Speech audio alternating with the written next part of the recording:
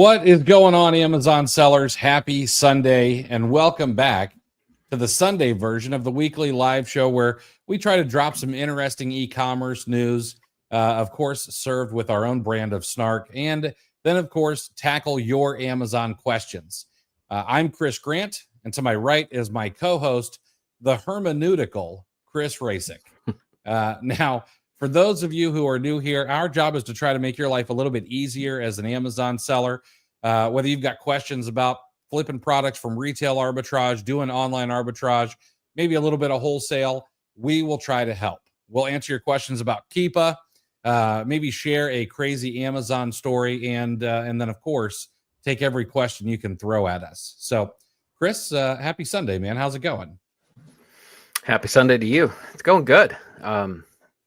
I got a taste of the sourcing zone, where you just there's not enough time in the day. My Storefront Stalker Pro specifically was on fire last night and then again this morning. So I just couldn't get enough. Yeah, it's a great feeling. I need to open that up. I got a little bit of that yesterday myself. I sat down for like a 90-minute session, and found a product that we'd sold in the past, and then I was like, all right, I found this, it's still profitable, let's dive in and just dive a little bit deeper. And then I didn't want to stop, and I kept getting, had an interruption here and there, and I was like, no, leave me alone. I'm feeling it, Yep. Yep. And I think I found that code that you were talking about on Wednesday. Oh, did you? I think so, yeah. Did you pull the trigger on any?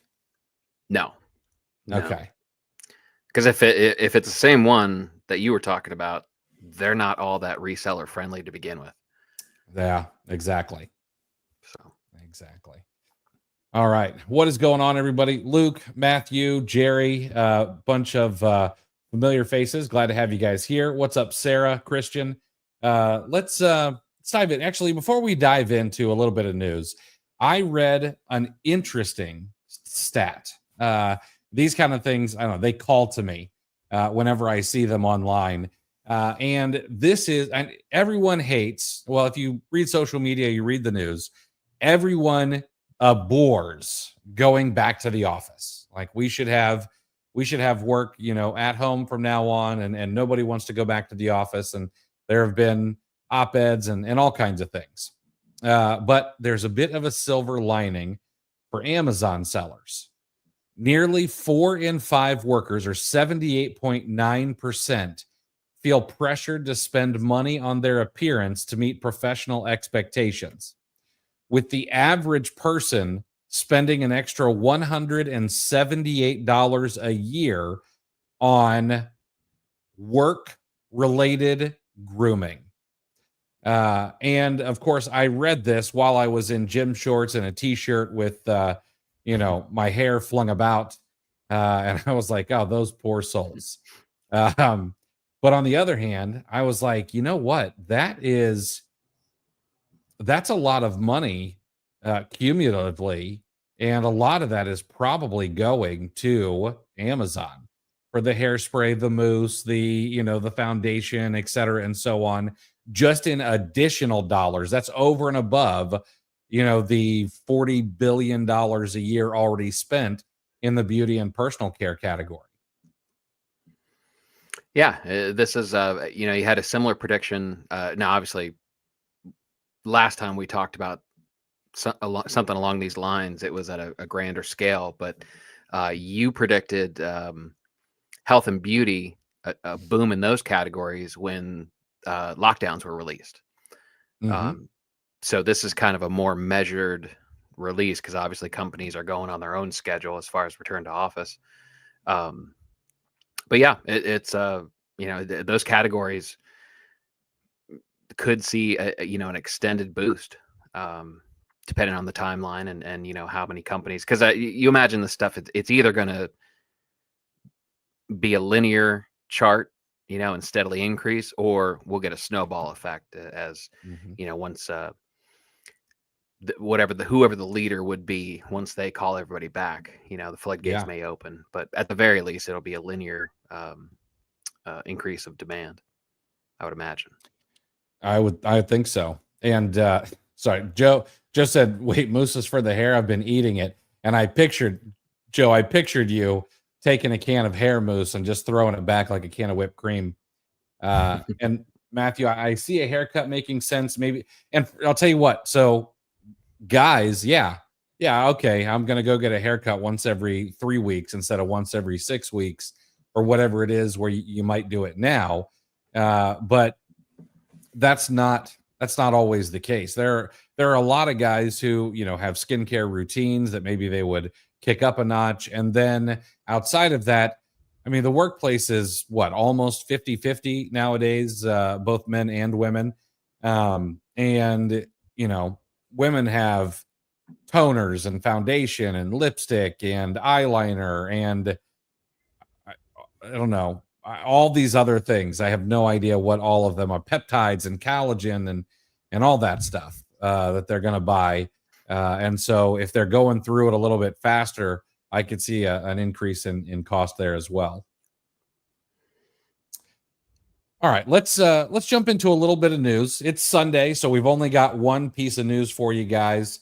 And of course, we'll take your guys' questions as well afterwards. But today I thought we would dive a little bit deeper into Amazon versus the FTC as this antitrust battle is getting ready to head into something called Economics Day, which I found interesting.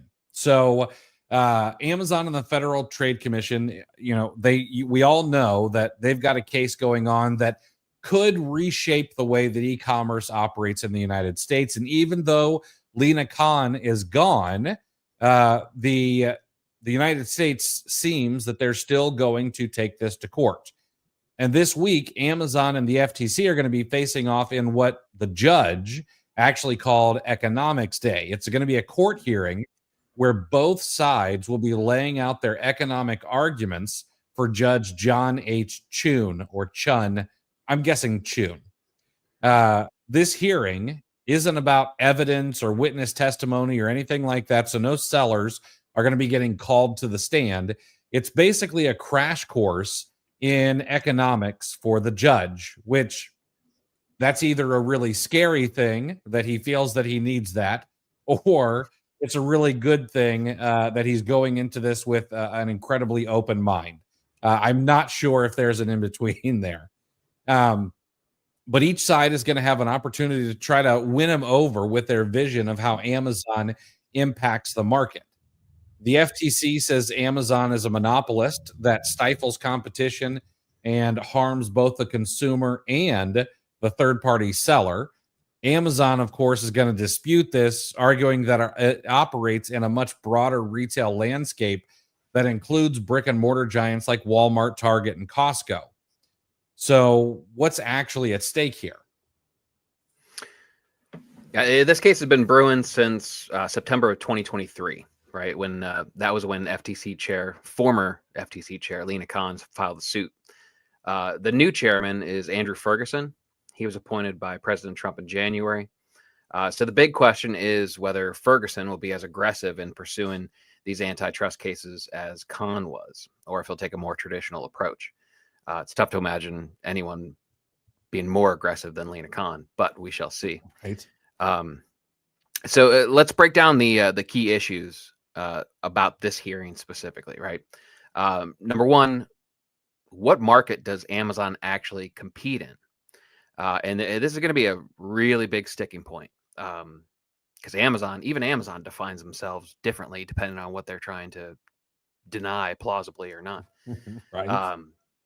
So the FTC says Amazon dominates two markets, right? The online superstore market for consumers, and then the other market they dominate is the online marketplace services market for third-party sellers. Mm-hmm. Exactly.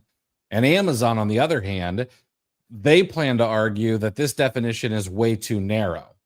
They're going to argue that they compete with big box retailers like Walmart, like Target, like Costco, which, come on, Costco they don't even have a marketplace. Target does, but almost no one can get into it. And Walmart, yes, that is the one argument that I can actually see sticking there. However, again, it's 1/50th the size of what Amazon is. They also say they're also going to argue that they compete with department stores like Nordstrom and Macy's, discount chains like Kohl's and Best Buy, even mom and pop shops. Now, this is an argument that I had a belly laugh at when I read it. I kind of imagine Jeff Bezos walking into a local retailer saying how much he loves the place, while the owner rants about how Amazon's killing them. Kind of like that scene from Who's Got Mail when Tom Hanks walks into the local bookstore. I'm not sure that last one's gonna hold much weight. But if the judge accepts the FTC's narrow definition, the case against Amazon becomes much stronger. Now, if he rejects it in favor of Amazon's broader definition, then the FTC's case could fall apart pretty quickly. Yeah. The other issue that they're going to talk about is whether or not Amazon has monopoly power. The FTC, of course, is arguing yes, and what they point to is rising seller fees. Bunch of troll hairs on the back of troll necks are starting to tingle right now. So Amazon can increase fees without losing sellers, which is a sign of market control. And then also the pay-to-play advertising aspect of it. More sellers are being forced to pay for ads just to stay visible, making search results worse for consumers. Pretty strong argument there.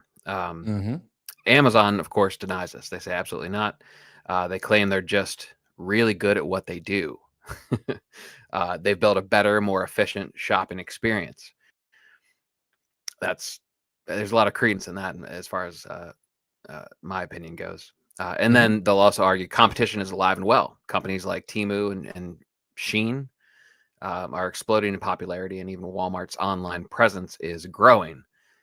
Maybe a mistake. Well, depending on how you want to look at it, but Walmart, the emergence of Walmart is actually helping their competition potentially.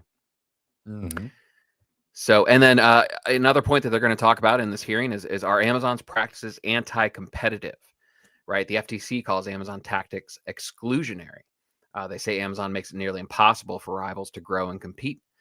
This is going to affect pricing, selection, and overall product quality. Amazon says that is simply how competition works. If other companies can't keep up, that's not Amazon's fault. It's just how the market rewards efficiency. Going Michael Jordan on that one. Amazon's argument, in their own words, this is a direct quote. Quote, the antitrust laws do not prohibit competition and success. They encourage it, end quote. Now, this case it's far from over. We know that the actual case doesn't go to trial until October 2025, so later this year, I believe. But this Economics Day hearing is kind of crucial because it's going to be setting the foundation for how the judge is going to view the case. If he buys the FTC's argument that Amazon controls two distinct markets, Amazon could be in some serious trouble. And they're going to have a lot of late nights and well, they don't have billable hours at corporate, but I would imagine any of their outside counsel is going to have some serious billable hours going into getting ready for this trial in October. But if he agrees Amazon's just one player in a much bigger retail landscape, then the FTC may have a tough time proving its case. Meanwhile, I would imagine that the people over at Walmart are tossing some microwave popcorn in and kind of settling in for a good show. Now, Chris, after I was done reading all this and trying to ruminate on it just a little bit, for those of you in Ann Arbor, that means thinking about. Here's my question for you. Do you think it's fair for the FTC to limit the market definition to just online superstores? Do you think that like Walmart, Target, and Costco should count as competition against Amazon? Because that's kind of the part that I'm really stuck on. I do, probably more than most people. The mom and pop thing, that's just kind of that's ridiculous. That's just trying to add another comma to the list of things, but however, I think something has to be said for, competing against, let's take Target. Walmart's a little too obvious, and there's a little bit of nuance to it. Let's take Target. I think Amazon and Target are direct competitors. First thing I would point to is the mirrored pricing, in-store sales, and if Target puts a toy on sale, you can pretty much go over, if it's a popular franchise, you'll go over to Amazon and you'll likely find that matching price on Amazon. So, and then I think what it boils down to is the fact that I think you have to allow for consumer discretion, right? Consumers have to decide whether they want to go to Target and magically spend at least $200 from our experience, the $200 store, that's kind of what we call it, and get these products, or is it a lazy day? You can have a lot of these products at the same exact price, like I mentioned earlier, delivered to you in a day or two tops. So you have you literally you have the choice of how convenient you want it. So in my mind, that's competition. And even I'd fold Costco in there. I don't think the fact that it's online is a line in the sand. I think those lines are blurred, and especially as many times as we've talked about consumer behaviors, like consumers are getting their heads wrapped around the fact that a large portion of the shopping that they do, whether it's grocery or dry goods or whatever, it can be done online. So I think the lines are blurred, and it kind of based on consumer preference. Okay. Yeah, that helps a bit. I will have to say, I think Amazon needs to remove the mom and pop. Well, I think the better argument for them is not we're competing against mom and pops, like we're competing against Walmart. That one's, I think, an easy argument. And I think they should say, hey, we're really empowering mom and pops, and kind of go toward that angle. I don't know. This should be interesting. As much as I don't know why. I've always been a big fan of like procedural cop shows or procedural legal shows. Where I know what's going to happen every single time. It's very consistent, but I like them. And this is turning out to be that in real life for me.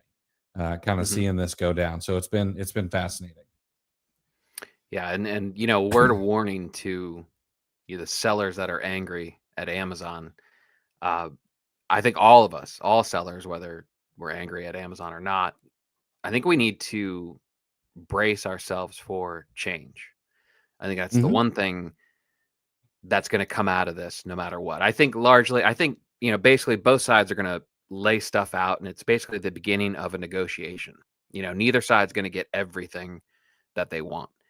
So they're going to throw some stuff out there, and they're going to have certain things will be more important or more easily conceded than others. I think on both sides, that's how this is going to kind of go.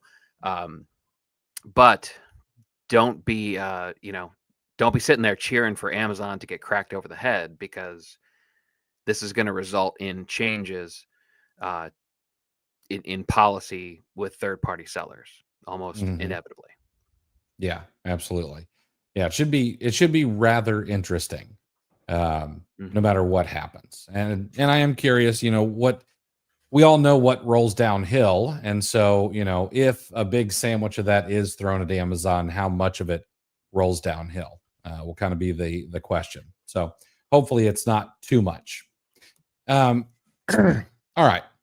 So last week and Wednesday, we started talking about like business laws and razors and things like that. Chris loves the laws. I tend to love the razors. And so since I put this together today, we're going to talk about another razor. Today, we're going to be talking about Hitchens razor. It's a principle from the late journalist and author Christopher Hitchens that states what can be asserted without evidence can be dismissed without evidence. And that sounds pretty simple. However, this can be an incredibly powerful tool that can mean the difference between making good business decisions or kind of getting swept up in the latest panic over a rumor. Exactly. This is the entire health food organic kick in a nutshell. But I'll save that tangent for another time. Anyone who sells on Amazon knows that seller communities, seller forums, a little louder for the people in the back, and Facebook groups they're a breeding ground for this kind of incomplete information or anecdotal information. One day someone's claiming Amazon is banning arbitrage sellers. Next, there's a rumor that Amazon's new reimbursement policy is going to wipe out half the marketplace. And what happens? These are proven to be overreactions time and time again. Sellers liquidate their inventory, or they'll make drastic decisions, drastic changes, and it's all based on hearsay, really. And that's where Hitchens razor comes in. If there's no hard evidence for your claim, you can dismiss it outright. There's no need to stress over the speculation. Mm-hmm.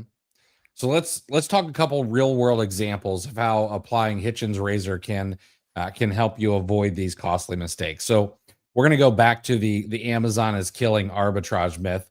And the reason I want to bring this one up is because I saw it written yet again in an email to Amazon sellers from someone who happens to have a weekly email. Now, I'm signed up to it, but their typical person on their email list is a private label seller. So, dunking on resellers is fairly common. But there's always someone who's claiming that Amazon's cracking down on arbitrage sellers.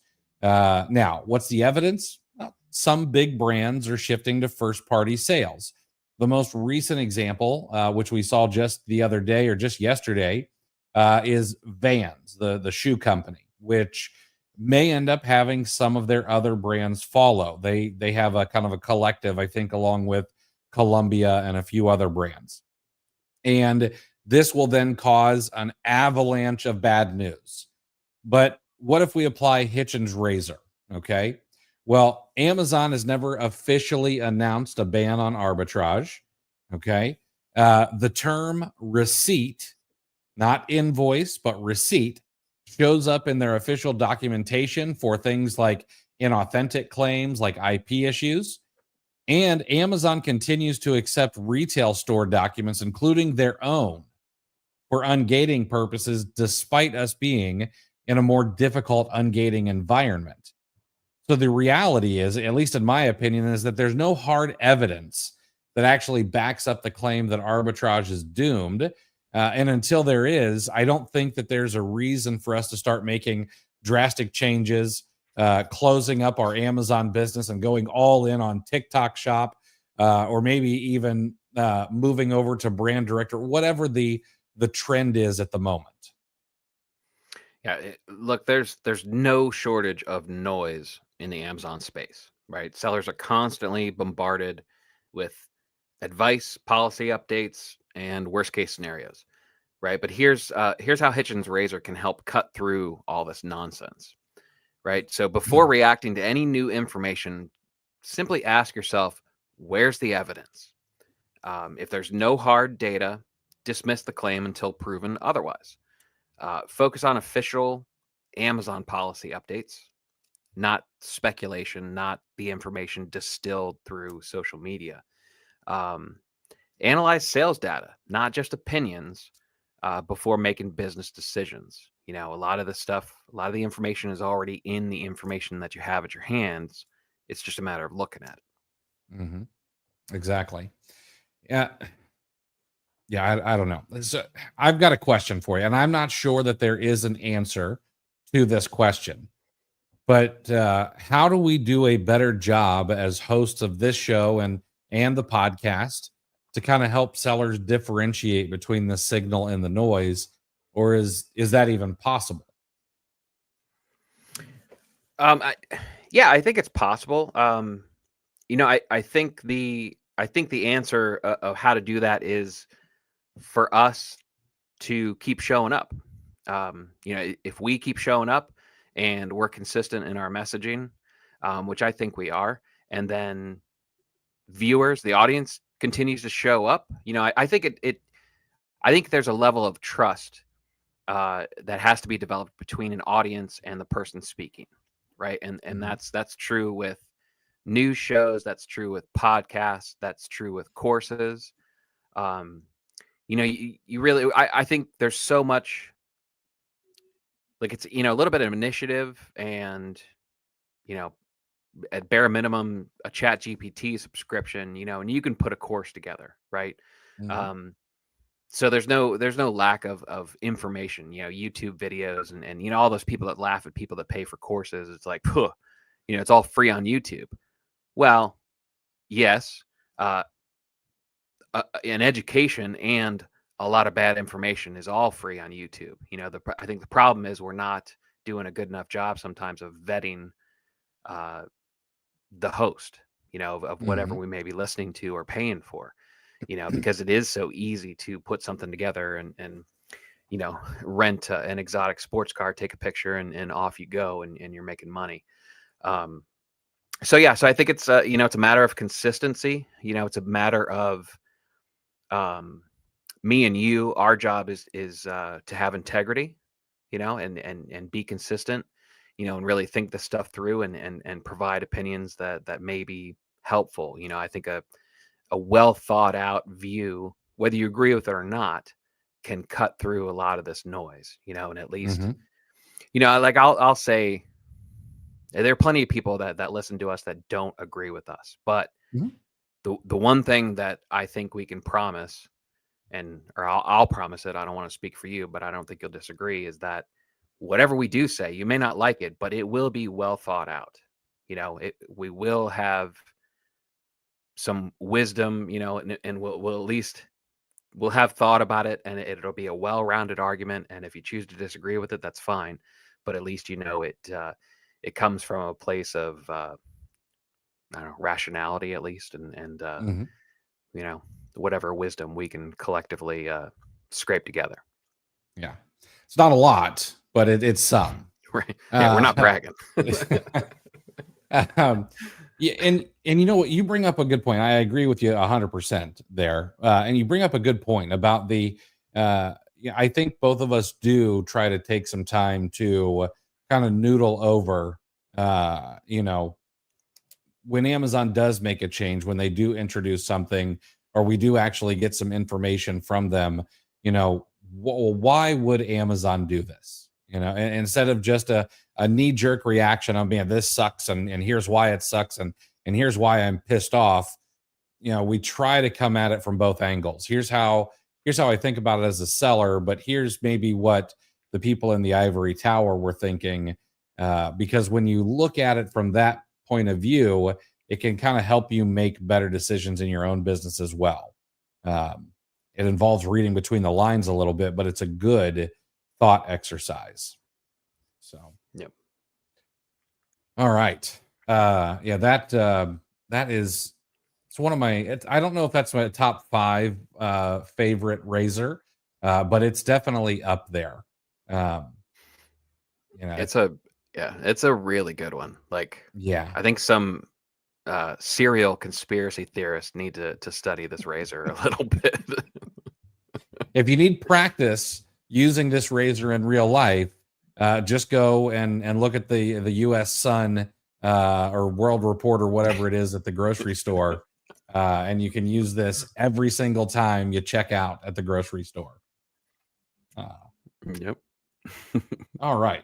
Let's answer some of your guys' questions. And of course, if you have questions, drop them in the chat.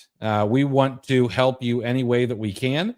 And the only way that we can do that is if you bring your questions to the table. And Jerry is going to kick us off here. So I keep getting emails from Amazon about unauthorized trademark use. I go to account health and nothing is there. No IP complaint. Have you ever experienced this? Seller Central, I'm guessing seller support is no help when opening a case. I cannot say that I've experienced this where I've gotten an email and then there's nothing for me to find anywhere else. If I were in this situation, because unauthorized trademarks can be a little bit more difficult to deal with than, say, just a counterfeit without a test buy. If you're not deep on that particular product, I might remove it from my inventory if there's an ASIN that is attached to that email. And then I might also suggest that you head over to Twitter, and you might just get lip service, but every now and again, you can actually get some help by reaching out to the Twitter handle at AMZN Seller Help, or search on Twitter for Amazon Seller Help. Make sure that it's the one with the blue or gold check mark and the little badge that shows that it's connected to Amazon, and not some weird person trying to get sellers to reach out to them and see if they can help. So, and I see you went on further to say the listing is still active, even though the email states it's been removed. The other thing is you might want to check the headers of the email and make sure that it's not some sort of a spoof email or phishing email or something like that as well. Yeah. If the listing's still active, I was going to say, sometimes I've closed listings and I've deleted them, and it seems like, had I not done that, like something might have popped up with account health, because I've gotten some emails that, you can't really connect the dots, or it turns out to be a deleted listing. So I think there are times where, they start revving the engine as far as like communication out to the seller, but on the back end, whatever happened is kind of taken care of or retracted. But sometimes the communication engine kind of keeps running, keeps shooting some stuff out that, there's no connection to be made actually within your account. Mm-hmm. Tim, hey guys, question. Can you tell me which version of Tactical Arbitrage is included in Seller 365? Am I able to scan spreadsheets such as the wholesale version? So this is a good question. With the regular version of Seller 365, the one that's $69 a month, and the Teams version, which is $79 a month, you currently get the online arbitrage portion of Tactical Arbitrage. You get quick search, you get product search, you get reverse search.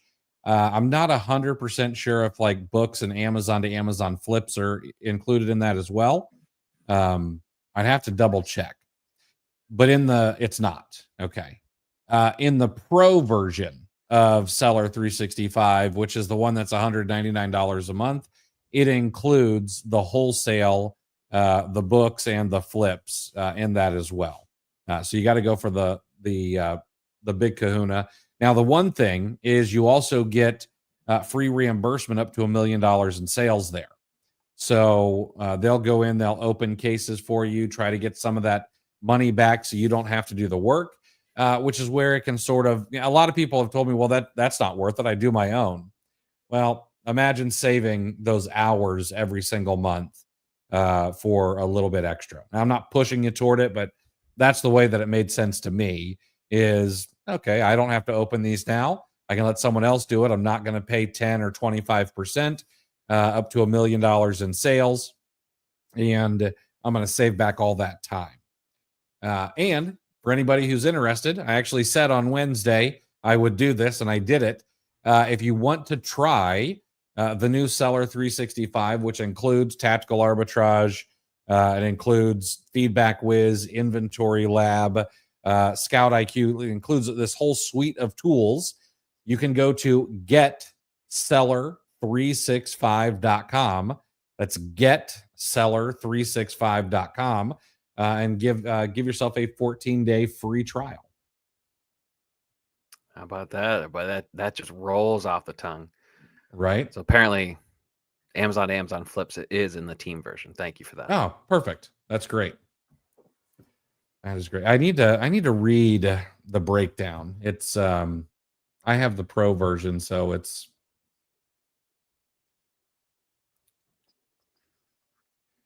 Ahmed.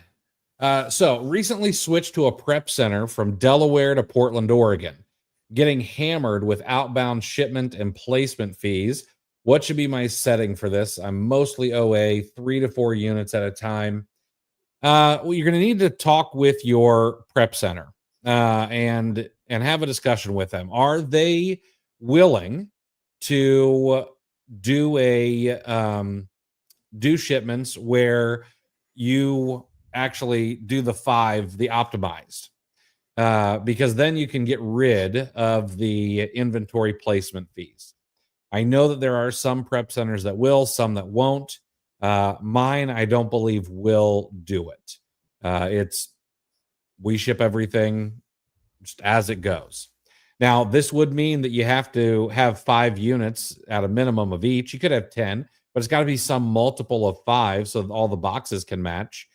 And then one of the issues we have is online arbitrage sellers as well. What happens if they miss a couple of units or give you a couple extra units? Well, then you might have to not have that item shipped out until you get that fixed. So there's some difficulty one way or the other in doing that with a prep center. But I will tell you that you are right. It does seem that inventory placement fees are more expensive on the West Coast than they are on the East Coast for whatever reason.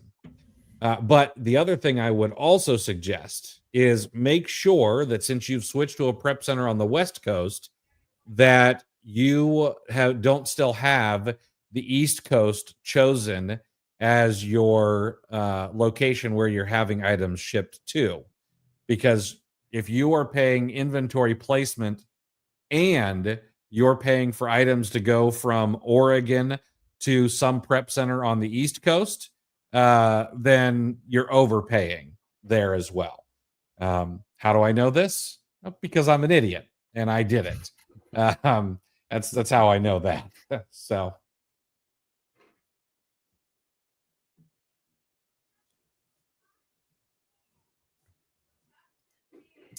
Of you, what is going on? What is your opinion using either Walmart or Amazon's multi-channel fulfillment program or MCF program? They both have it. Is it safe? If a seller uses Walmart multi-channel fulfillment, do you think Amazon would say it's drop shipping and vice versa? So I have not looked into Walmart's, so I can't tell you. I don't know what their rules are. Because it's just been up until the last year or two that Amazon changed their multi-channel fulfillment to remove any of their branding if you pay extra. So 3 years ago, if you were using multi-channel fulfillment to say sell on eBay, then your items would show up in an Amazon branded box. And now you can choose to pay extra and not have that happen. Now, is it safe? Yeah, it is. The only way that, and I'm talking Amazon to Walmart, for example, I cannot say this for Walmart to Amazon because I have not looked into their multi-channel fulfillment program at all. But if you pay to have a non-branded box, then the only information that's going to be on that box is your information. It's going to be your business name. It's going to be your mailing address, and then the buyer's address. And it's going to go out in a blank box. So there's nothing on it that would make the consumer think that it's coming from Amazon themselves. And that's what gets people in trouble. Okay. It's not the act of drop shipping itself.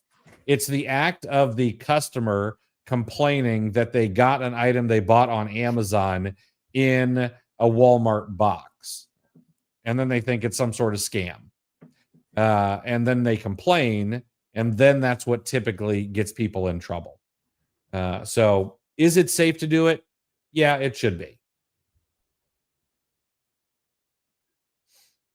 And those customers that complain have no grasp of Hitchens razor. Right. Right. Must be a scam. Tim, I totally get this. I've been selling on Amazon before Keepa was out myself. And it does feel like Amazon does not necessarily go to bat for third-party sellers. I'm torn on whether or not I think this all the time. I know I have some friends and they're like, nope, Amazon they're malicious, they are against us. And that can't be the case 100%. Or they would just say, hey, you know what? We're going first party on everything. We'll get big enough, we'll figure it out. But on the other hand, would it be nice for Amazon to say, hey, guys, you know what? Let's give you a little pat on the back. We want to let you know that we care about you. That kind of stuff, and give us something good, or make us feel good. But Amazon has to do whatever it can for the people who actually pay the bills at the end of the day. Amazon sellers, of course, think that is us. They think that we pay the bills. We don't. Customers actually pay the bills. You don't pay Amazon seller fees. Customers pay your Amazon seller fees. Now, I know that someone is going to say, that's insane. I've got all the numbers right here. Yes, you're right. It does come out of your sales. But at the end of the day, if you pay $10 for something and you sell it for $30 and you get your $10 plus an extra $5 back, tell me where you've actually paid the fees. That came out of the customer's pocket. Okay. So Amazon has to do what's best for the customer to make sure the customer comes back, and then gives us the opportunity to continue selling on Amazon. When we think about it from through that lens, things start to make a lot more sense. Yeah. There's a cap on the pecking order that us as sellers, essentially if you think of a different business, we're essentially the vendors in this equation, right? It's like when people talk about, I always laugh. Well, I don't laugh. I usually curse under my breath, but every time Facebook makes a change, and people get so upset, all the boomers just like, why did you change it? Like, oh, copy this and it actually works, like copy and paste this and it'll go back to the old way. Like, they keep falling for the stupid stuff, right? We've found out, some of us quicker than others, but we found out that the changes that Facebook makes is so that they could serve us more ads. It's all in service to the bottom line. Who is the bottom line in service to? That is in service to the shareholders. Okay. Facebook never cared about you, like, I know, and that's harsh. Maybe I should have saved that for a Wednesday. That's a bit harsh for a Sunday show. They never cared about you. Okay. They just want to maximize revenue with enough changes so that you don't leave. That's it. It's the same thing with Amazon. Amazon has shareholders. Amazon has the customer, right? So we are only ever going to be at best third. Of course, you can argue how far down you want to push us, but if we were running a restaurant and we wanted customers, when they order a cheeseburger from us, we want them to love the cheeseburger. But then, if our rent goes up or something goes up, inflation causes costs to rise. Where are we going to go? We're going to, raise the price on the customer. We can only do that so much before the customer turns around and goes to a different burger joint, right? We're going to pressure the vendors. If we're delivering hamburger meat to this restaurant, we're the vendors in this scenario. The restaurant is going to start pressuring us to give them a bigger cut. Mm-hmm. Like, hey, I'm ordering X number of pounds from you every single week. I've been a good customer, blah, blah, blah. I need a discount, right? They're going to pressure the vendors first. Exactly. I reframed the way that I thought about this kind of thing a really long time before I ever sold on Amazon. I was really bad at customer service until I started thinking about who is actually putting food on the table every single night. And then you realize, oh, it's the customer. They're the one who actually keeps the roof over your head. And I did this when I was selling insurance. I hated the customer service aspect, but I noticed that my turnover on my customer base was starting to creep up a little bit. And then once I reframed it, it was really easy to be a lot better at trying to keep the customer. So, all right, Matthew, do you mind clarifying brand direct a little bit? Does this mean to work with the brands to improve their listings and enhance SEO, etc., or does it just mean having a wholesale account with a brand? So the people who talk about brand direct and the people who do brand direct, they're typically offering some sort of value added service, because anybody can go directly to a brand. I could call up Hasbro. I could cold call them over and over and over again until they say, fine, you can open up an account. Now, that might take me 6 months. It might take me 6 years. But if there's no value add there. It's just me hammering the phones. So typically they're talking about, hey, we're going to go to a brand and we're going to say, hey, here's the trouble we see with your listings. We can handle this for you. We'll take care of it. We'll make sure sales get increased. We'll run PPC. We'll make sure that you've got enhanced brand content, et cetera, and so on. And it's different for every brand. Maybe a brand just wants people to stop tanking the price. And you say, hey, we'll try to help you fight MAP, so it just depends.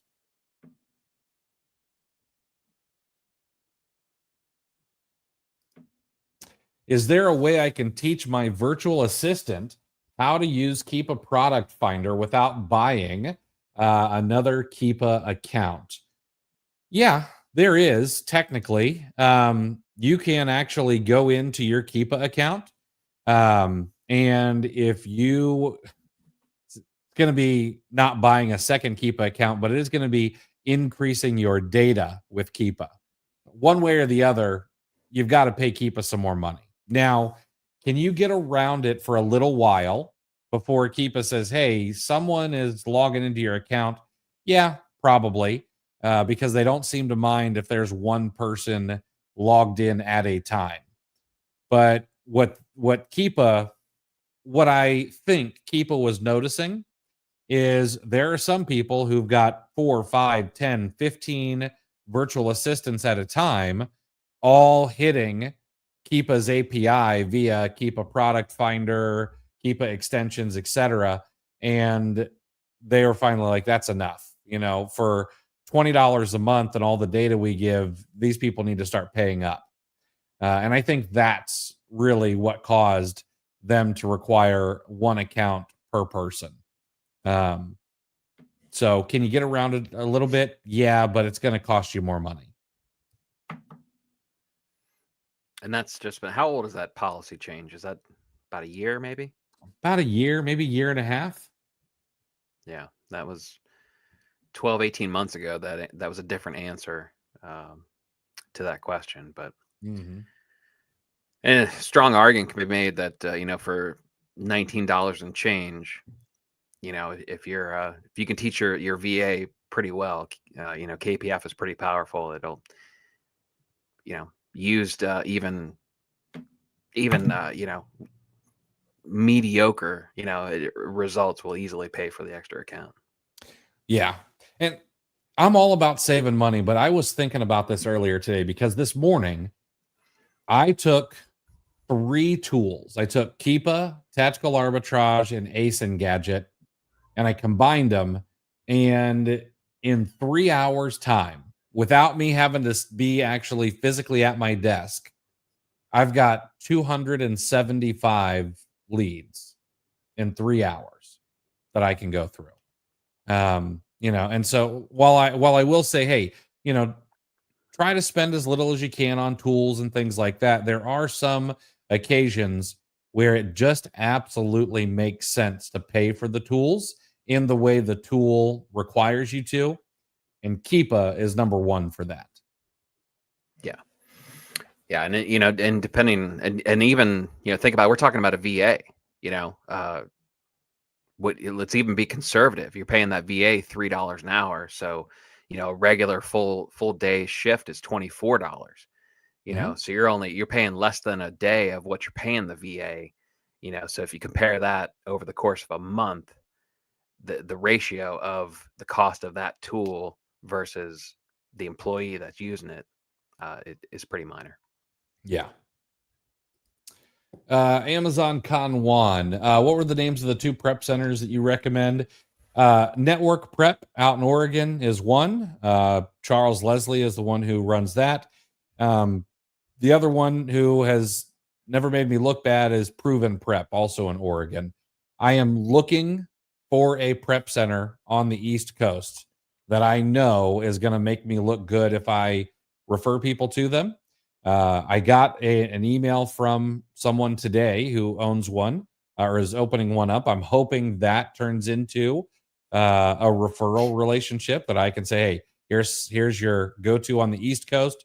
But as of right now, I've got nobody on the East Coast that I know personally, and I could pick up the phone and like yell at if somebody had some trouble. Tim, transparency and sincerity go a long way in maintaining trust. Yeah, well, I appreciate that. Yeah, I agree. Now, Luke switched over to Seller 365 Pro. Gonna have a $5,000 shipment plus placement fees to get reimbursed for. That's hopefully that goes smooth. Matthew, is the wholesale in the pro version of Tactical Arbitrage enough to replace Smart Scout? They do different things, in my opinion. So I don't know that it's a replacement for Smart Scout, because the wholesale in Tactical Arbitrage is really about running price lists, which I think Smart Scout may have a feature that does that. But Smart Scout is much more Keepa with a wholesale bend to it, pulling out data for brands and estimated sales volume and those kind of things. And then, of course, they've got the seller map, and they've got a bunch of other things that you can do in there as well.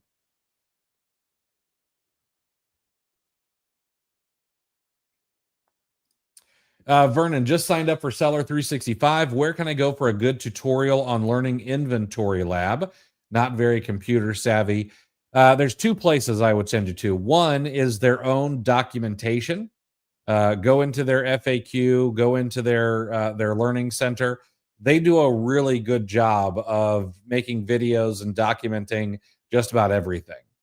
And then outside of that, I would suggest that you join their Facebook group. There is currently a fair amount of complaining. It seems to be dying down a little bit as we've kind of gone through this whole API switchover. But their customer service in there has been impeccable. And for what it's worth, like I've got a handful of batches using 2.0 Inventory Lab now. Mm-hmm. I haven't had a single problem. That's the thing. I did a shipment from the house, which is something I almost never do, was 300 units. I thought it was very simple. Are there some things that I would like to be able to do differently? Yes.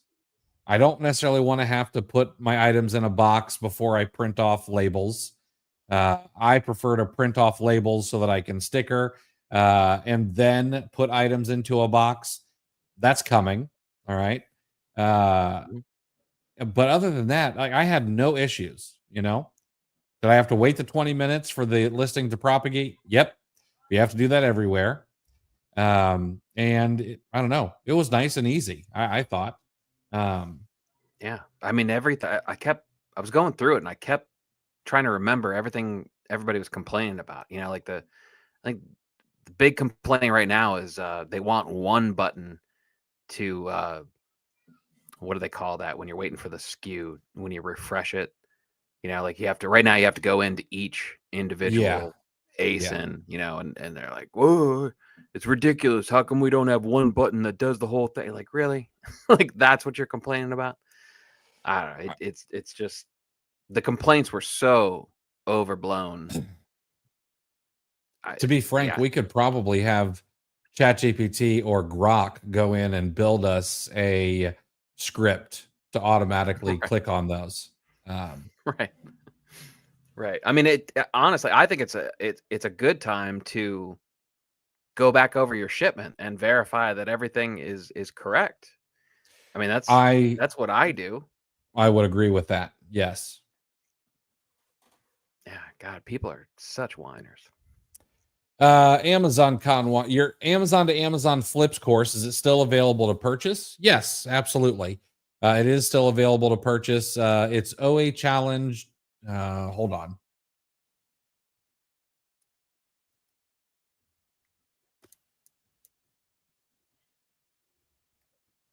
I know that this is not right. Nope. Where's it at? So if you go to oachallenge.com/courses, everything is there. Everything that we have to offer is there. The Amazon to Amazon Flips Challenge is right there. And I'm hoping that in quarter 3, we'll be doing another live one. Nice. Joe, what are your thoughts about the changes for third-party service providers coming in April? Big deal or not? I don't think it's a huge deal. I actually think it's a good thing. All right. So what Joe's talking about is come April, and they're going to have until August, I think, to do this. But if you are a service provider or a software provider, basically anybody who might have some sort of access to multiple Amazon seller accounts via permissions or something like that, you're going to have to go in and you're going to have to register with Amazon. Now, okay, on one hand, am I the guy who's like, man, if that were me, which it's not, I only have access to my own account. It is. I really don't like being on a list. It's not a great feeling. But on the other hand, is this actually good for sellers? My opinion is yes, and here's my thought process. There have been anecdotal claims in the past that multiple sellers from one prep center, for example, have been suspended for associated accounts. So if one seller goes down, some other ones at that prep center also went down, and they said that's because, well, they're using the same prep center.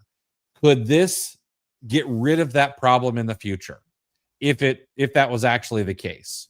Yeah, that could, because Amazon could go and say, all right, this seller got suspended, and then we suspended these other sellers for associated accounts. But hey, you know what? They're all just using the same prep center in Montana or Delaware or Oregon. Maybe we should go in here and say, hey, these are not actually associated. Now, am I giving them a lot of credit for using some critical thinking skills? Maybe. Okay, but one can hope for the best. Now, what else? What are some other reasons that Amazon might be doing this? All right. Well, a automation company recently took Amazon to court.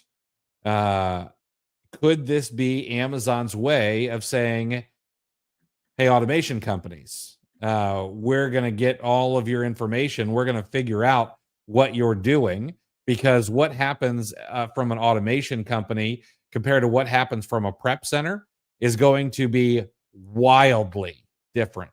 Right?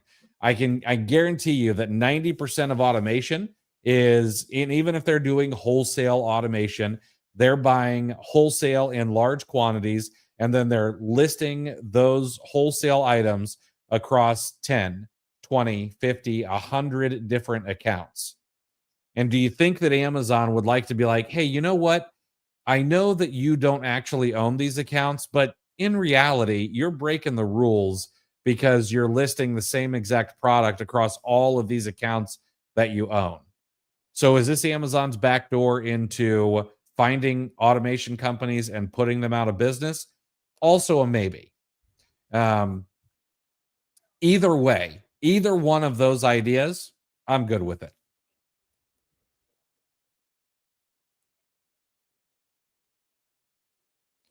And also, I think way too much about Amazon to be able to articulate those kind of ideas.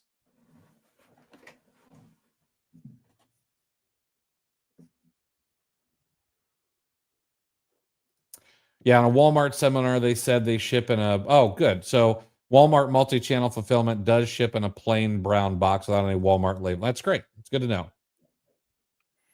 Like, I tell you what, though, one thing, Amazon like shipping, they make some very strange choices. You get some very big boxes and dunnage choices are weird. Walmart makes Amazon packaging look like they're Mensa students. Right. Walmart, I mean, I don't know what Walmart's doing. Like, they must. It's like they get a box big enough to curl into and take a nap, before they ship this lipstick out to you. With like 1 or 2 air pillows. Their algorithm is still learning. And every Walmart box I ever get too also looks like, yes, it's that way oversized box, and then they decide to fall on it just to make sure, it doesn't come to you in a box shape any longer. Yep. It's like the packing part is on top of the mountain, but the delivery trucks are down at the bottom, and they just kind of send it down the mountain. So that's how I was convinced Walgreens worked for a long time. Right.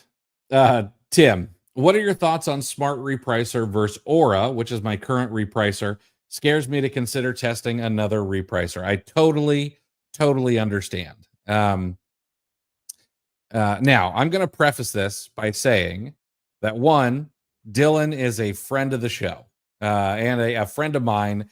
And I am a huge fan of Dylan, his co-founder, his team, and Aura. But it would be dishonest of me not to test other repricers. And so I did. I tested Smart Repricer because if I'm going to say, hey, you know what, maybe if you want to save some money, go try out Seller 365. It would, and if their repricer was total garbage, well, then I need to say that. And so I have been testing Smart Repricer over the past, I believe, 12 days is what it is now.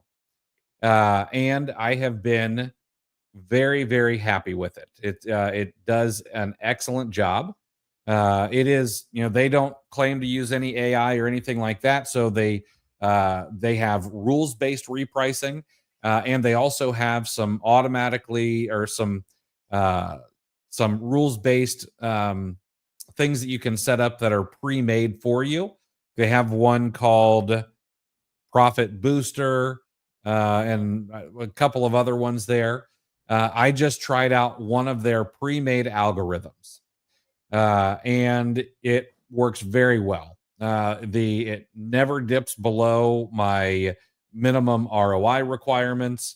It does stay a bit more competitive. It also tries to increase your selling price once you get the buy box.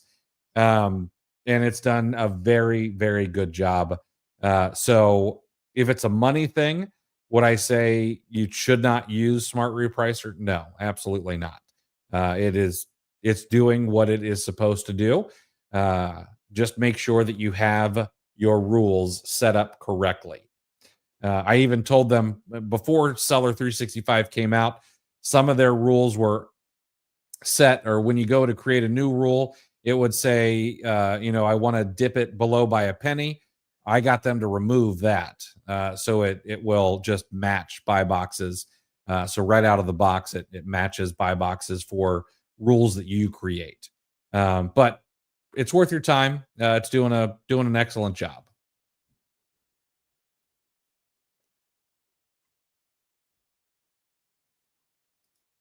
All right, Matthew, I have a follow-up question to the brand direct one. How would we learn about the ways you mentioned to add value? I'm thinking possibly learning about what private label brands do.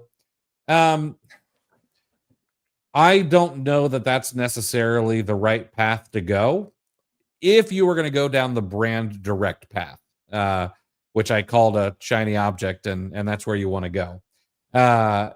I would personally uh, learn more about sales than I necessarily would learning exactly how to do all the ins and outs on Amazon. Because I'm going to be quite honest, all the things that you need done on Amazon, you could probably hire someone on Fiverr to do. Enhanced brand content, I got a guy for that. Taking images of products, well, you can do that with a little bit of AI as well. Or I also got a guy for that. Creating SEO optimized titles and bullet points that are not infringing on others' content, ChatGPT, Perplexity, Grok, you name it. There are also custom GPTs out there specifically made for Amazon sellers that do this kind of thing. So learning those kind of things, I'm not sure are really going to be what makes a difference. What's going to make the biggest difference is learning sales. What are the objections you're going to need to overcome with a brand? Learning how to identify their pain points and then offering them solutions to their pain points that are not going to cost them much or any money at all, and how you're going to be the person who takes away the pain. That is how you do brand direct more than anything else, in my opinion.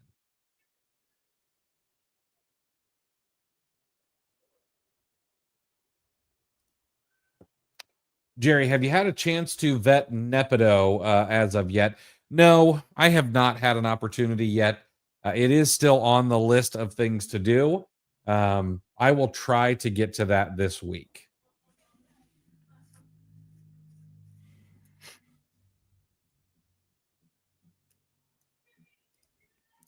Amazon Con 1. In an inventory based business, we focus a lot on spending money for inventory, but what aspects can I do research on where we can save money, such as shipment optimization, safety claims, etc.? I would imagine the biggest things to save money, because here's the thing: when it comes to saving money, should you watch every penny? Yes, and the Rockefellers and the I don't know why I'm blanking on their names, but all the guys who have come before us, the Sam Waltons of the world, they're absolutely right about watching every penny. Although sometimes I think that maybe they were stepping over dollars to pick up pennies. So I would probably try to do an 80-20 on it. Where is the biggest, pain point? Where's the biggest leakage coming from? Is it shipment optimization? And if so, do I ship enough to spend the time on figuring out how to do that? So does it make sense for someone who ships in 10,000 units a week to make sure that their shipments are optimized perfectly? Yes. Does it make sense for someone who's shipping in 50 units a week to make sure that their shipments are optimized just like that person doing 10,000 units a week? No. Okay. Are you seeing leakage mostly from not getting items from retailers? Are you seeing it from Amazon losing inventory? Find out where your biggest holes are and then work on plugging those first before optimizing down to every single penny, is my opinion. Yeah. And we've talked about speed of money. We talk about it on the front end most of the time, but another aspect of saving money is how fast you get your money. So I'd also suggest making sure that you have a very efficient returns process, because getting the money back on returns, if you can speed that up, even, it may not be a bigger number, but if you're kind of slow on the returns, getting whatever capital you can get back by liquidating returns, if you speed it up, that actually turns into more money down the line, if you can trim the fat on that process too. Joe. Oh, thanks, Joe. I appreciate that, man. I'll look out for that DM. Luke, yes, we've actually had this issue as well. Having some hazmat issues with 2.0, specifically getting tracking onto those hazmat shipments. I'm actually to the point now where I need to make sure it doesn't happen again. I don't want to lose my inbound shipping privileges for hazmat.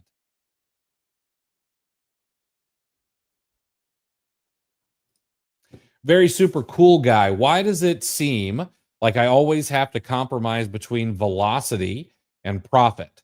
Fast sellers need a 40+% discount, basically impossible to be profitable, or I find a profitable item, but it sells slow.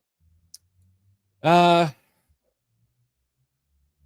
mean, I don't know. So this is a hard question to answer because I don't know what you require.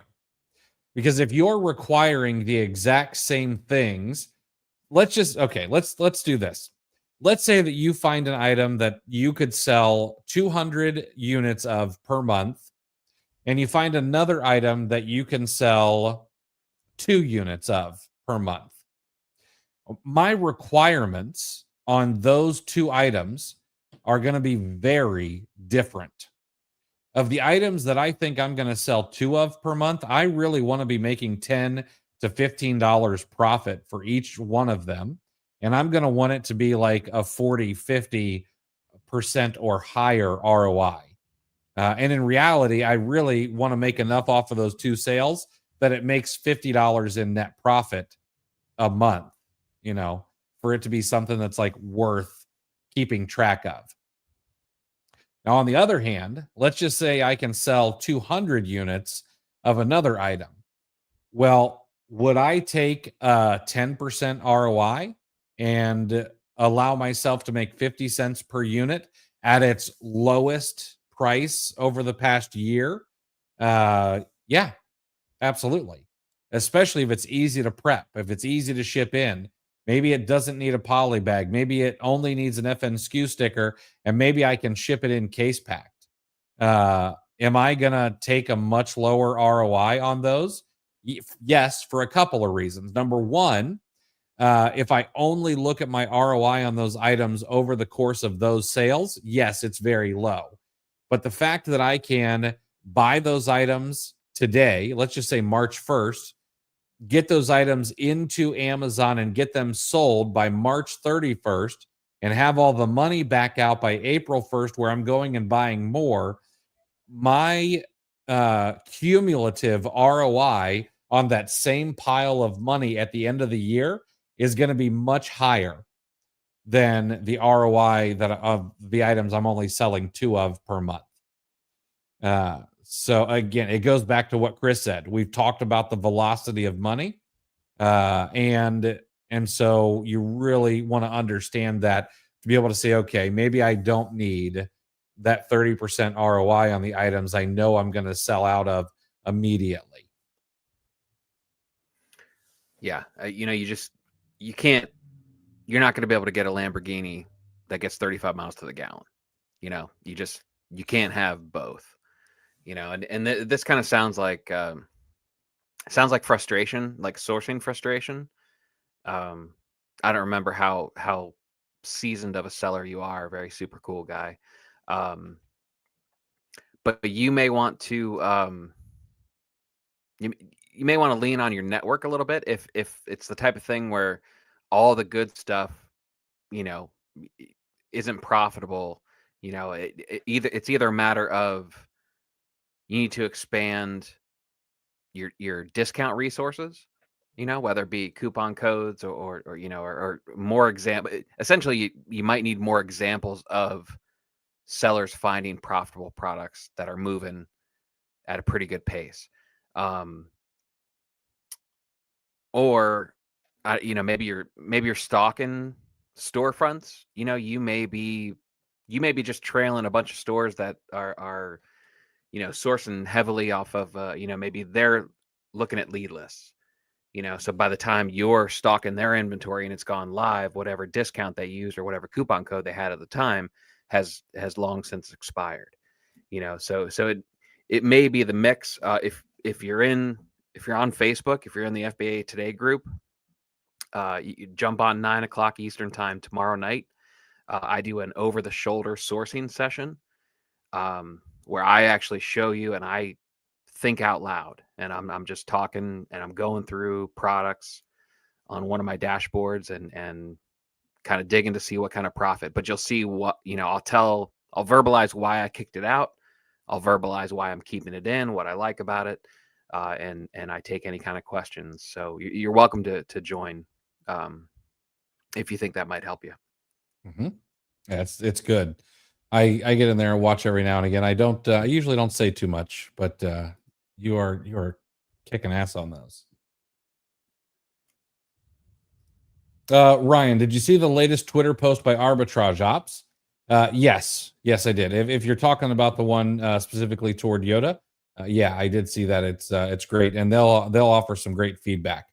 We're trying to get, and I know that the guys who run Arbitrage Ops are like climbing a mountain or hiking some wilderness stream today, and they're not listening to us drone on about Amazon. But if they do happen to hear this, or someone's in their inner circle, we have been trying to get them on the show. I know that they're anon, which I can make happen, but I'd love to have one or more of those guys come on the pod and chat with us.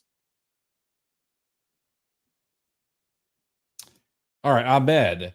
So for wholesale purchasing, how do you go about group buys between two Amazon sellers? If any particular brand is offering a deal for its products to one seller, the brand will give the invoice in the name of that seller. In this case, how will the second seller purchase those products since the invoice wouldn't be in its name? Please advise, is there any workaround to this problem? This is probably something that you're going to want to talk to your supplier about first and foremost. Okay. So the very first thing that I would do is I would go to my supplier and I'd say, hey, listen, I'm going to team up with another person so that we can spend more money. All right. Now that's the key part right there. Okay. Is you want to wave some dollar bills at them before you go and ask for a favor.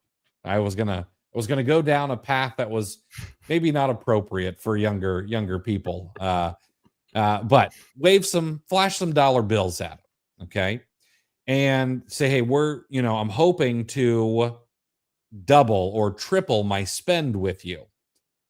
Be honest. Don't say I'm looking to quadruple my spend and then actually only double your spend.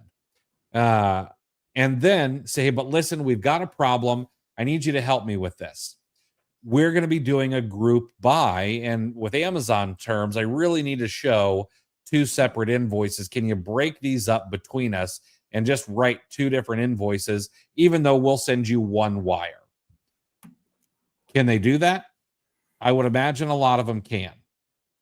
Now, let's just say they say no, but the deals are too good and you need to buy the stuff anyway.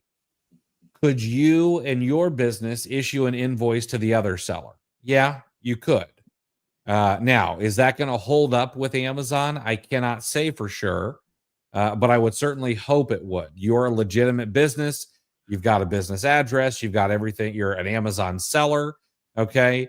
And you can then give them a copy of the original invoice so they have your invoice and the invoice from the supplier of you breaking up this order. You could even have an agreement in place, okay, that says I, Ahmed Inc., am selling Chris Inc.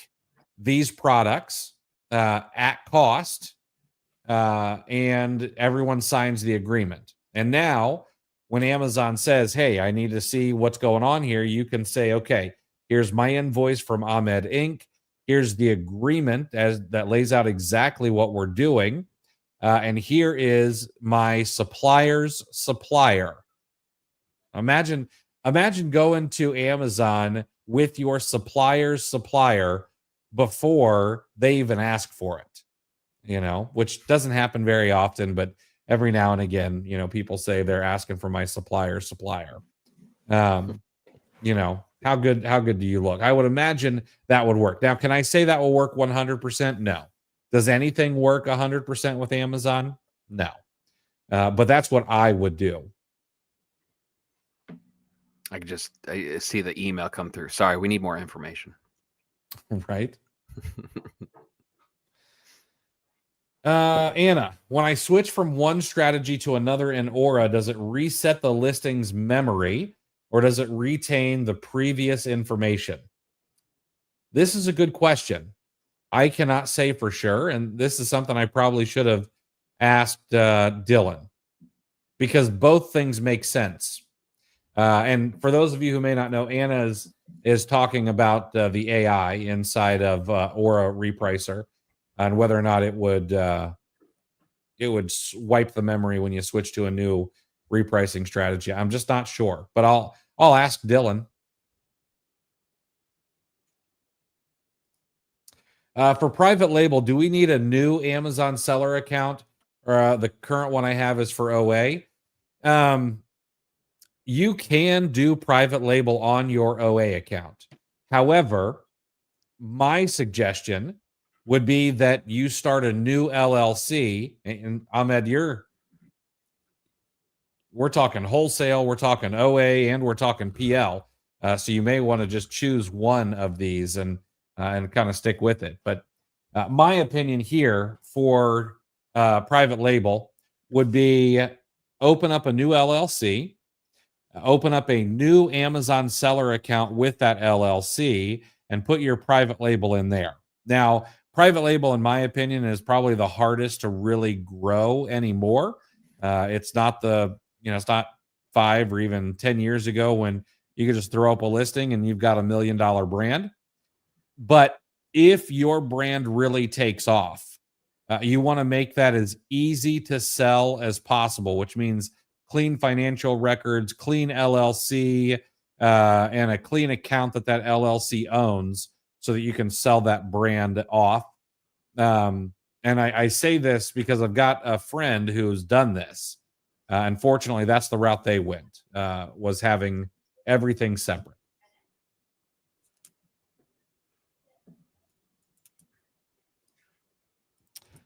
SR, Amazon shipments are flagged as miscounted, but we have no photos. Should we dispute this? Yes, absolutely. You don't need photos of the inbound shipments. I would get the weight of the item, get your receipts, your invoices, get everything, get your packing slips, all that stuff, and send that off to Amazon.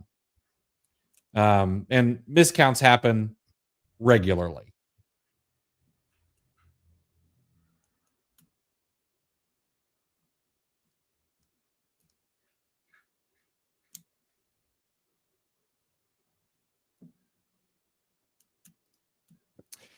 Sometimes the sales rank line does not make sense with the high fluctuation in seller count movement.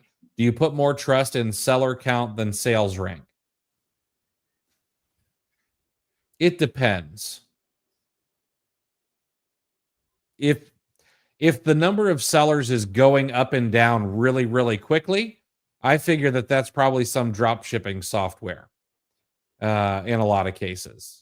In other cases where I see some smooth seller count going down and then coming back up, and sort of a more of a hill version rather than some sort of like dead cat bounce or something, then I'm more inclined to think that yes, the sales rank is not indicative of the actual sales velocity. Plus, there's kind of too many interpretations of seller count movement, right? Especially, I ran into a product sourcing last night that, and I had to remind myself of it, but that weird gating glitch that we had in the middle of Q4. There was a big, steep, straight down drop in seller count around mid to late November. you know, it kind of took me a minute. I was like, oh, wait a minute, you know, that may not be indicative of any kind of IP risk. Exactly. You know, so, but I don't know, like seller count. I kind of reason seller count out after the fact. You know, it's more of a confirmation bias metric for me. You know, because it's like you don't know unless you implicitly know the sales cycle and whatnot. You know, whether it's going up or down. I don't know. That's a little too nuanced to rely on, I think. Yeah, I agree. Tony, man, it's good to see you. Have not seen you in a while. Yeah, and appreciate the donation, man. We're gonna have to take these super stickers and maybe start sticking them into a fund for like Ohio State tickets, because it's a lot of Michigan folks who give us the money. Big T's in. Is he from Ann Arbor? But aren't you in Vegas, T? I thought so. Yeah, I think he's out west. I think so. Tony, here is the answer to your question. When are we live? Well, at one point it was daily. That experiment failed spectacularly. And so now Chris and I are live on Sundays at 3 p.m. Eastern and Wednesdays at 5:30 p.m. Eastern. We record podcast episodes on Mondays, which we've got one coming out tomorrow. I'm actually excited for. No guest tomorrow. It's just going to be Chris and I, but I'm kind of excited for the episode we're going to record tomorrow. And I'm going to be reaching out to Joe to be hopping on the podcast soon as well. And we also release podcast episodes on Mondays. So new podcast episode with Chris Beam coming out tomorrow about online arbitrage. So she was a good guest. Yep. So we're doing a little Sunday brunch tea, so you can get those have a little brunch, wash away the Saturday night Vegas cocktails out of the system, and get geared up for the week ahead. All right. This is your Sunday Amazon Bloody Mary. Right. Ahmed, I used to do a ton of OA and RA. Now I stopped that because of fear that my OA and receipts may not defend a Section 3 review or an inauthentic complaint. What are the review? I beat my Section 3 and let's see, since December, I've had 6 inauthentic complaints and I've beat every single one of them except one. I'm having a little trouble with one of them. It's an IP complaint, a counterfeit without a test buy. Should be easy. Amazon's giving me a little trouble. Will I beat it? Yes, I will. But everything else, okay, I'll take 90% of all the issues that I've had have been one shot, one kill, including my Section 3. I uploaded once, I was done. Those were all with online arbitrage information or receipts, sales confirmation, order confirmations, order delivery confirmations, all of that stuff.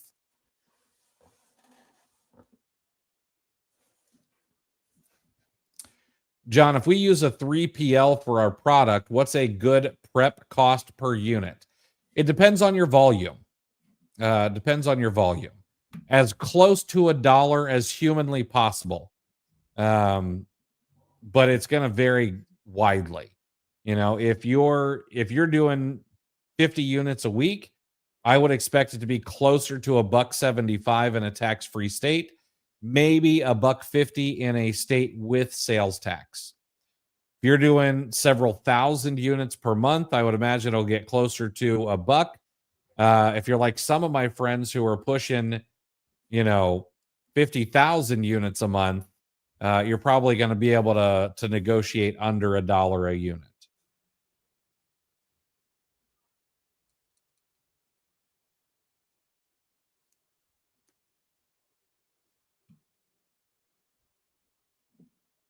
So whenever I try to shoot them the order confirmation as an invoice, they lay the supplier thing on me.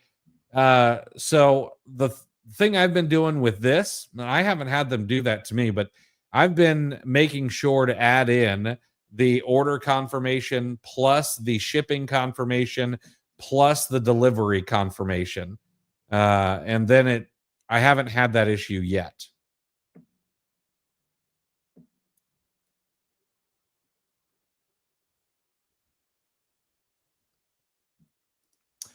Brian took an RA road trip last weekend. I listened to the podcast both ways. Really appreciate. Thank you, Brian. That's very kind of you.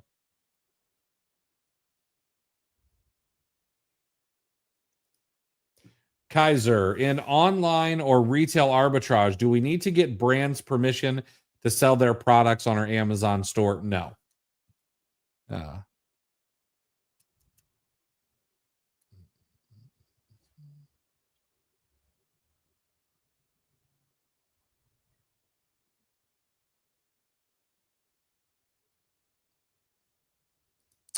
What do you think about having a live podcast recording? I'm not against the idea of doing a live podcast recording. But if it was with a guest, I'd have to get their permission because not everyone is comfortable sitting in front of a camera live.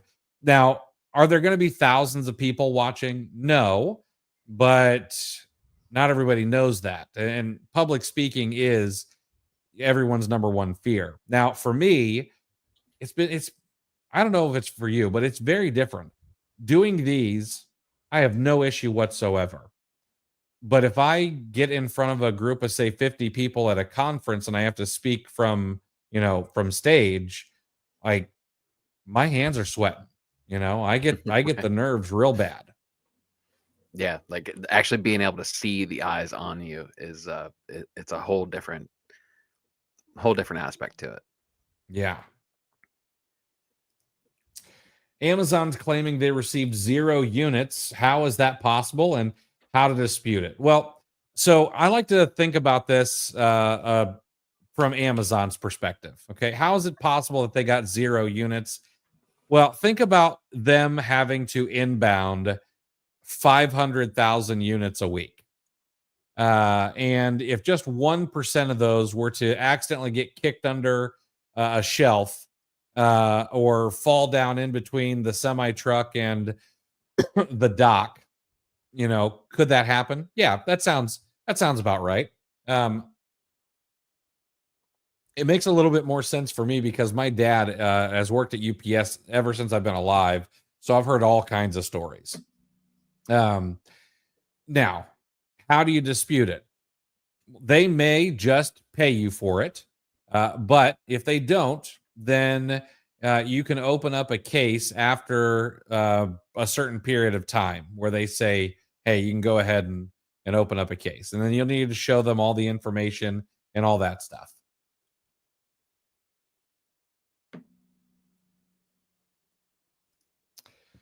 Rosalind, you mentioned changing your shipment information from, let's say, East Coast to West Coast. If you have a prep center now, where do you do that? Inside of Seller Central, up in the settings, the little gear icon on the right-hand side, if you're not on the new generation of Seller Central, go down to FBA settings, and it will be in there, whether you're shipping East Coast, Central, or West. Excuse me. Hey, Corey, what is going on? Good to see you in here. See, Luke knows what I'm talking about. Should have seen me pepping myself up for a Loom video for one person. I get it, man. I get it. Z plays how to be rich. Do the work. That's the hard pill that no one wants to swallow. You all do so much for the Amazon community. Thank you, Con. I appreciate the kind words. Appreciate that. All right, guys. Well, I'll tell you what. It's been an hour and a half for this little brunch session, and I've got a tri-tip in the smoker that I need to go get ready for the family. So I think we should probably wrap this thing up. Chris, it's been a great session today, man. Yeah, it's good. These Sunday sessions, I like. Early returns are positive, I think. I think so too. And I think this is yeah, it's positive all the way around. I like kind of getting in the business mode, because I think you have a tendency to like kind of want to shut it down for the rest of a Sunday afternoon or something. So it's good to talk business and strategy and stuff. And if the rest of this Sunday is anything like last Sunday, it's going to be a real productive evening tonight and then start to the work week. So yeah, I'm glad Absolutely. I'm glad we decided on these. Me too. Well, guys, thanks so much for tuning in. Appreciate you guys for hanging out with us and listening to us bloviate just a touch on your Sunday afternoon. We'll be back on Wednesday at 5:30 to cover the news and, of course, take your guys' questions again. So until Wednesday, have a kick-ass week. All right. Talk to you guys soon.